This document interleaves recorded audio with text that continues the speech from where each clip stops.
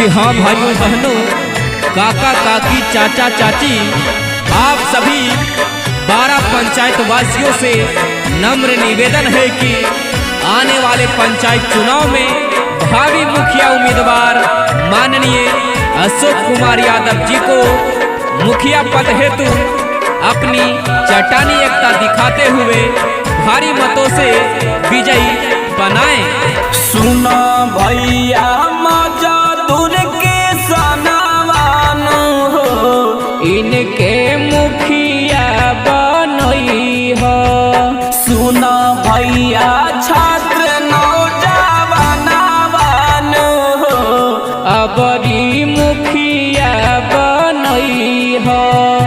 अशोक भैया गरीब के सम्मानवान हो, अब की के जीतई हो।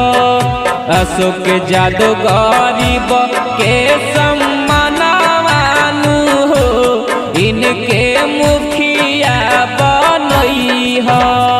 अशोक यादव जिंदाबाद जिंदाबाद जिंदाबाद, अशोक यादव जिंदाबाद जिंदाबाद जिंदाबाद, 12 पंचायत के जनता जिंदाबाद जिंदाबाद जिंदाबाद, 12 पंचायत के जनता जिंदाबाद जिंदाबाद जिंदाबाद।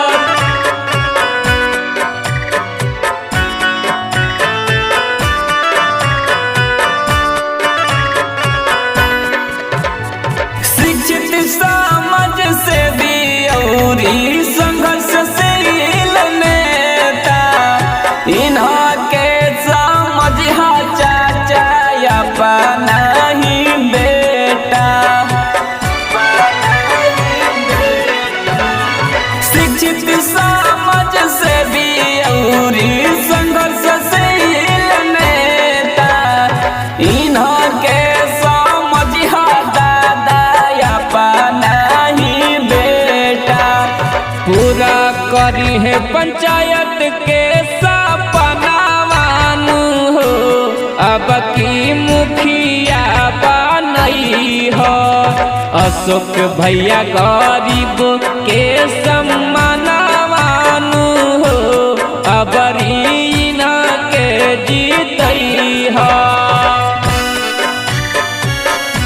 अशोक यादव जिंदाबाद जिंदाबाद जिंदाबाद, अशोक यादव जिंदाबाद जिंदाबाद जिंदाबाद, 12 पंचायत के जनता जिंदाबाद जिंदाबाद जिंदाबाद, 12 पंचायत के जनता जिंदाबाद जिंदाबाद जिंदाबाद।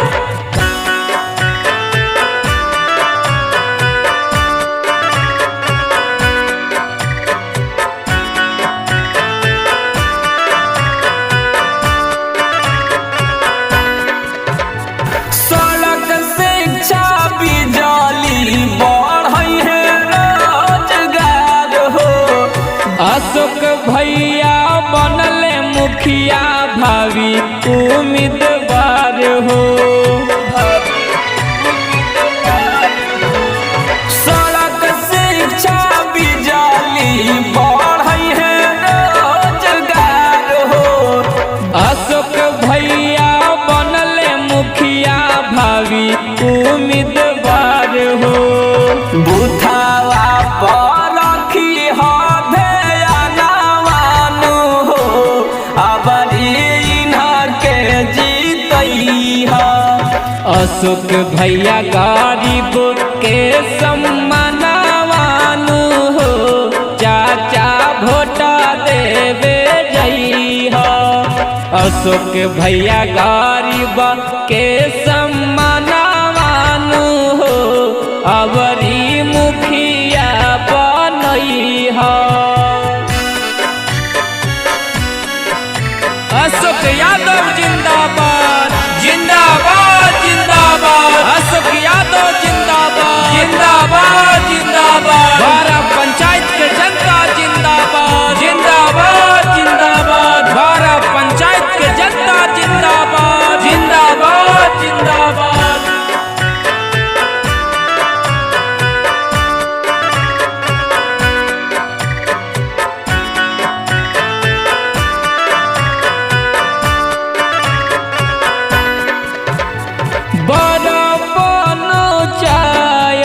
में बहल बहावा अशोक भैया मुखिया पद पर जीत के कइले दावा